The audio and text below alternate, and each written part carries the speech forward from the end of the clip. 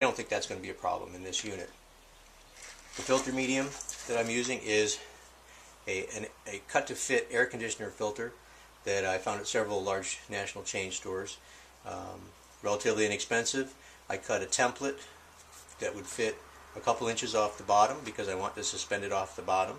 I don't want this in the liquid. I would rather have it suspended above. And I like this material because it's boar's hair, it's biodegradable, and it also has a mesh on the outside which will help. It doesn't keep the larvae out. They will crawl into the filter medium, and that's okay. It helps hold the material together, because what will happen with a material like this, you might have learned this if you ever tried using coconut fiber or coconut coir as a filter. The larva will get in there and expand this, and eventually would mix it. If it weren't for the stitching and the mesh, I hope, they would mix it into the compost, and then it just becomes ineffective as a filter. So I've taken two pieces of this material and just loosely stitched them together using a yarn needle and some twine.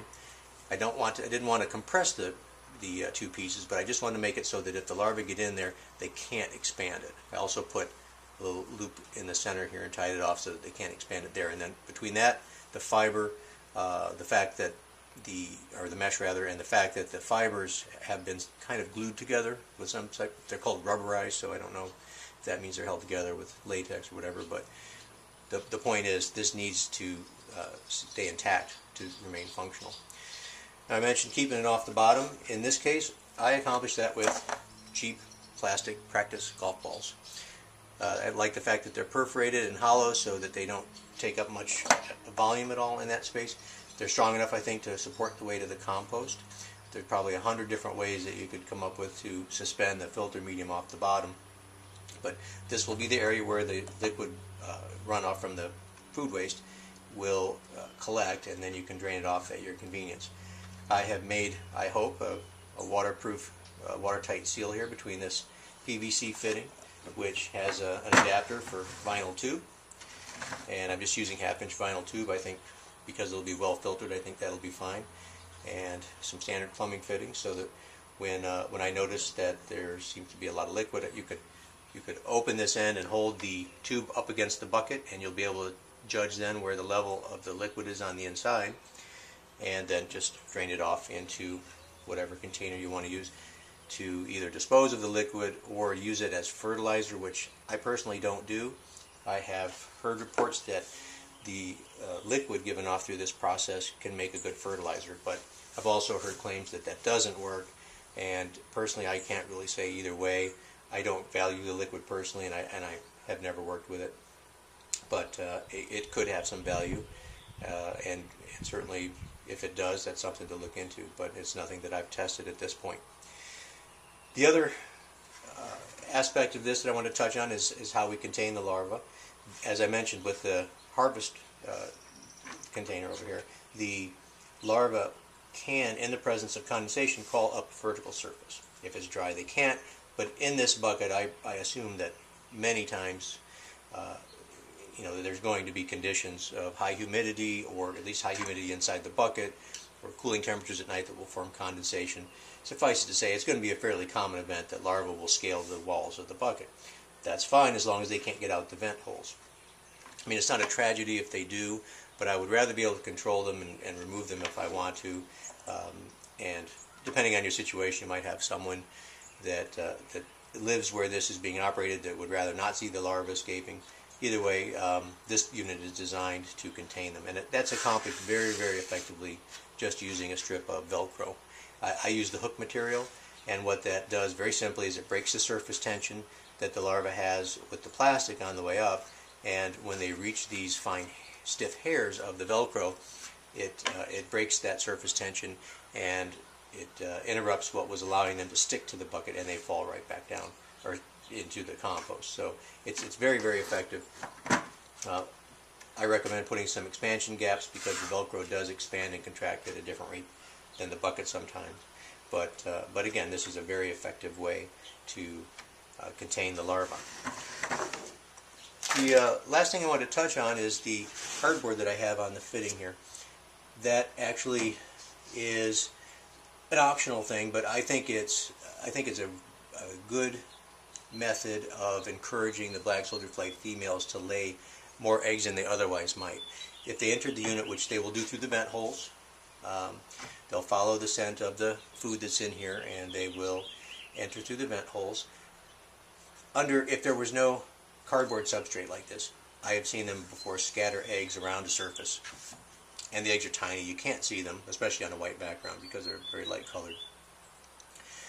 And my assumption is that they would not lay all 500 to 900 eggs in that fashion in one location. That if they weren't protected, that they would move on to more